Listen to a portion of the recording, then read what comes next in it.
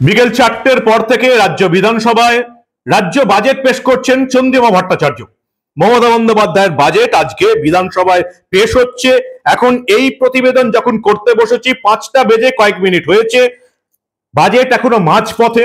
কিন্তু আমি আপনাদের জন্য বলবো মেন অংশগুলো, যে এই প্রথম 1 ঘন্টায় রাজ্য বাজেটে ঠিক কি কি রয়েছে রাজ্যবাসীদের জন্য।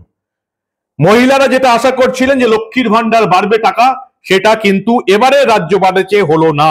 কি হলো? সরকারি কর্মীদের ডিএ বাড়লো।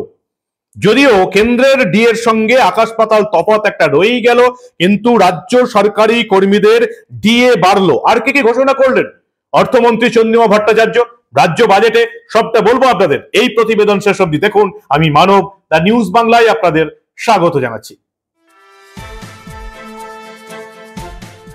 সবাই যেটা আশা করছিলেন, বিশেষ করে বাংলার মহিলারা, যে এবারে রাজ্য বাজেটে লক্ষ্মীর ভান্ডার কিছুটা বাড়বে, 1000-1200 বদলে হয়তো আরো কিছুটা বাড়বে, কিন্তু এবারে রাজ্য বাজেটে সেটা হয়নি। লক্ষ্মীর ভান্ডারে টাকা বাড়েনি। তবে আমি এত বছরের অভিজ্ঞতা নিয়ে, সাংবাদিকতায় অভিজ্ঞতা নিয়ে এটা বলতে পারি, 2026-এর বিধানসভা নির্বাচনে লক্ষ্মীর ভান্ডারের টাকা বাড়িয়েই নির্বাচনে যাবেন রাজ্যের মুখ্যমন্ত্রী মমতা বন্দ্যোপাধ্যায়। তাহলে এই বাজেটে কেন বাড়ানো হলো না? কারণ ভোট এখনো 1 বছর দূরে আছে, আর আমাদের মানুষের মনে রাখার ক্ষমতা খুব কম। তাই মমতা বন্দ্যোপাধ্যায় বাড়াবেন, তবে সেটা একেবারে ভোটের মুখে। এর আগে আপনারা দেখেছিলেন যে 2024-এও লক্ষ্মীর ভান্ডার বাড়ানো হয়েছিল ফেব্রুয়ারি মাসের বাজেটে। লোকসভা ভোট ছিল এপ্রিল-মে মাসে। 2024-এর লোকসভা ভোটের ঠিক আগে ফেব্রুয়ারিতে বাজেট ঘোষণায় মমতা বন্দ্যোপাধ্যায় লক্ষ্মীর ভান্ডারের ভাতা 500 থেকে বাড়িয়ে 1000 টাকা, 1000 থেকে বাড়িয়ে 1200 টাকা করেছিলেন। ভোট এখনো দূরে আছে, মমতা বন্দ্যোপাধ্যায় বাড়াবেন। কখন বাড়াবেন? হয় 2026-এর যে পূর্ণাঙ্গ বাজেট তো আর হবে না, কারণ এবারে এটা লাস্ট পূর্ণাঙ্গ বাজেট হচ্ছে মমতা বন্দ্যোপাধ্যায়ের এই সরকারের। সেবারে অসম্পূর্ণ বাজেট হবে, সেই বাজেটেও বাড়ানো যেতে পারে, বা তার আগে মমতা বন্দ্যোপাধ্যায় জেলা সফরে লক্ষ্মীর ভান্ডার বাড়াবেন, একথা একেবারে পরিষ্কার। লক্ষ্মীর ভান্ডারে টাকা বাড়িয়েই মমতা বন্দ্যোপাধ্যায় 2026-এর বিধানসভা নির্বাচনে যাবেন, আমি আপনাদের কথা দিলাম। 4% ডিএ বাড়লো রাজ্য সরকারি কর্মচারীদের, হলো কত? 18%। আগের বাজেটেও 4% বাড়ানো হয়েছিল, মোট 18% হয়েছে। এবং এই মুহূর্তে কেন্দ্রীয় সরকারি কর্মচারীরা 53% হারে ডিএ পাচ্ছেন, অর্থাৎ রাজ্য কর্মীদের ডিএ এবং কেন্দ্রীয় সরকারি কর্মচারীদের ডিএর ব্যবধান হয়ে গেল 35%। এবং এরপরই আপনারা জানেন, ইতিমধ্যেই নরেন্দ্র মোদীর কেন্দ্রীয় সরকার সরকারি কর্মীদের জন্য 8ম পে কমিশন ঘোষণা করেছিলেন। এবং 8ম পে কমিশন ঘোষণা করার পর কেন্দ্রের সরকারি কর্মচারী এবং পশ্চিমবঙ্গ রাজ্য সরকারি কর্মচারীদের বেতন এবং ডিএর মধ্যে পার্থক্য উল্লেখযোগ্যভাবে বৃদ্ধির পথে। এখন পার্থক্য হচ্ছে 35%।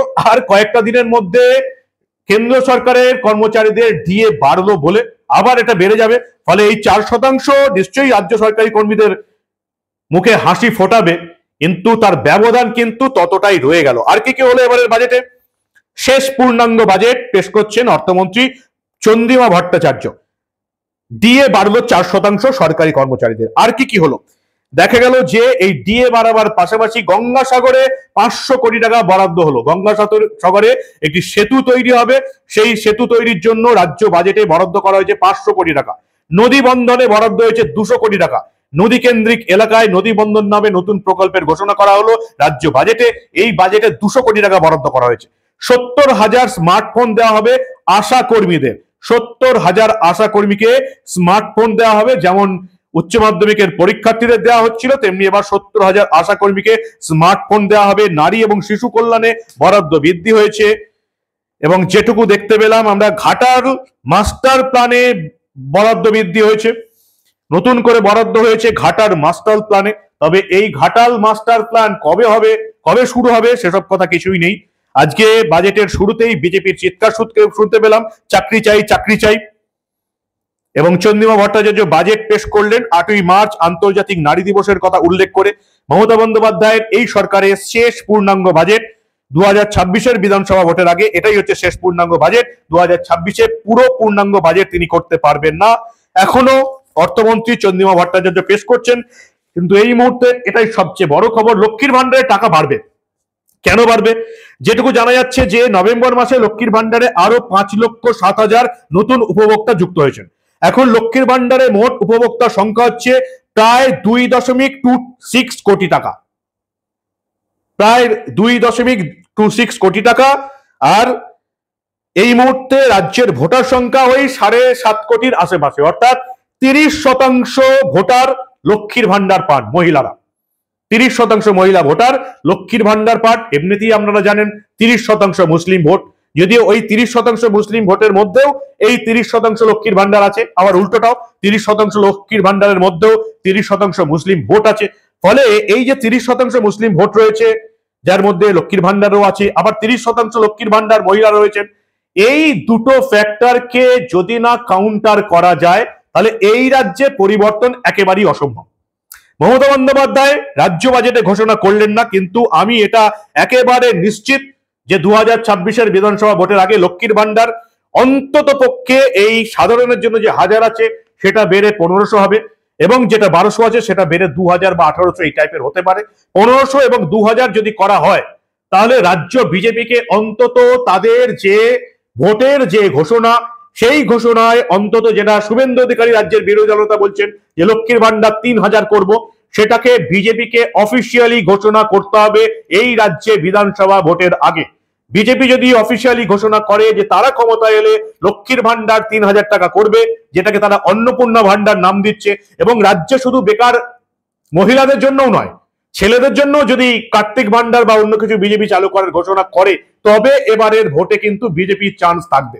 যতই দুর্নীতি হোক, এই হোক, শিক্ষকদের চাকরি চুরি যাক, যত কাণ্ডই হোক, লক্ষ্মীর ভান্ডারের টাকা যদি বিজেপি ক্ষমতায় আসার সঙ্গে সঙ্গে 3000 টাকা দেবার ঘোষণা সরকারিভাবে বিজেপির না করে, তাহলে এবারের ভোটেও এই লক্ষ্মীর ভান্ডার এবং মুসলিম ভোট তৃণমূলকে যে আবার ক্ষমতায় নিয়ে আসবে সেটা এখন থেকেই বোঝা যাচ্ছে। 7.5 কোটি ভোটারের মধ্যে 2.26 কোটি হচ্ছে লক্ষ্মীর ভান্ডার পাচ্ছেন। এই ভোট মমতা বন্দ্যোপাধ্যায়ের ভোট ব্যাংক। 30% মুসলিম ভোট ব্যাংকও আছে। তবে লক্ষ্মীর ভান্ডার এবারের বাজেটে বাড়লো না, 4% মহার্ঘ ভাতা বেড়েছে, ডিএ বেড়েছে সরকারি কর্মচারীদের। এখনো মাঝপথে রাজ্য বাজেট, পুরো রাজ্য বাজেটটা আসুক, আমি আপনাদের পূর্ণাঙ্গ রাজ্য বাজেট বলার চেষ্টা করব। আপাতত দ্য নিউজ বাংলায় এই পর্যন্তই। আমরা রাজ্য বাজেটের কোনো অংশ চেপে রাখতে দেব না।